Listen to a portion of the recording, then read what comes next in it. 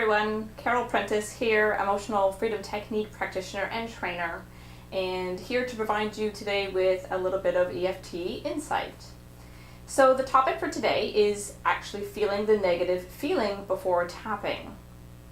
So as an EFT practitioner, what I've often found is that people that are new to EFT or still learning about EFT sometimes get caught up in making sure that they have the statement right, have the setup statement correct, and do all the points in proper order, and not missing any points, and trying to get the technique down just right.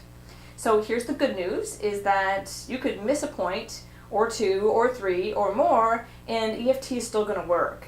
You could probably tap the points in the wrong order, and it's probably still going to work.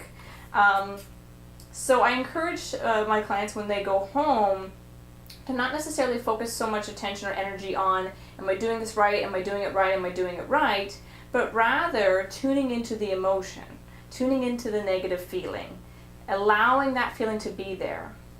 And that's sometimes hard for people for a number of reasons.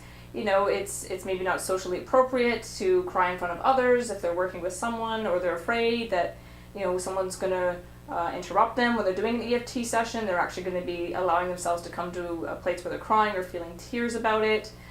And so I encourage people to find a space, find a place and a time where you know you're not going to be interrupted, where you can give yourself permission to really let that feeling and that emotion be there.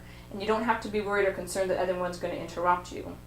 Because the key to really having EFT be successful for you to its greatest extent of its potential is to really allow the feeling to be there, to really truly allow the emotion to be there.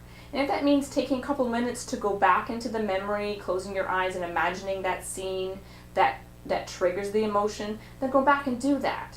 Because spending an extra minute or two to actually feel the feeling and allow the negative emotion to be there, as opposed to spending an extra minute or two making sure you're getting the points right, is what's going to bring you the greatest success with EFT.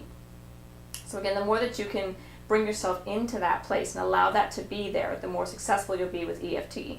And once you get the tapping points down in the right order, or you get to know most of them, or you get to know what your point is, the point that you like the most because you feel the shift and change there, then you'll feel a bit more relaxed about getting it,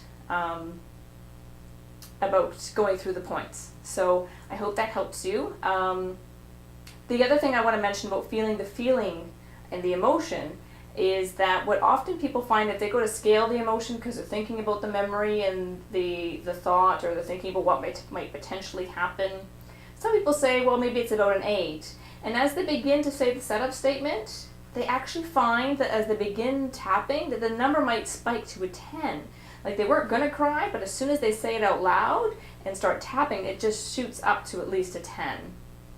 And that's okay.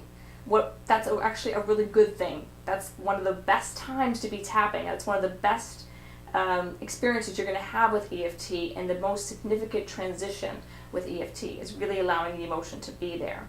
So again, don't be afraid if you find after your first round of EFT even that the number actually increases. It's pretty rare. It depends on how big the issue is that you're tapping on and how long it's been buried just beneath the surface of the conscious mind. Because as it comes up, it might increase, but probably only for a round. And then you'll begin tapping, and you'll find probably the greatest success with EFT as the number begins to decrease after that. So as scary and as uncomfortable as the process might be, by giving yourself permission to allow that feeling to be there in the most genuine way, that will provide you with the greatest relief. So the grass is always greener on the other side, I promise, and I hope that helps with your EFT journey. Thank you.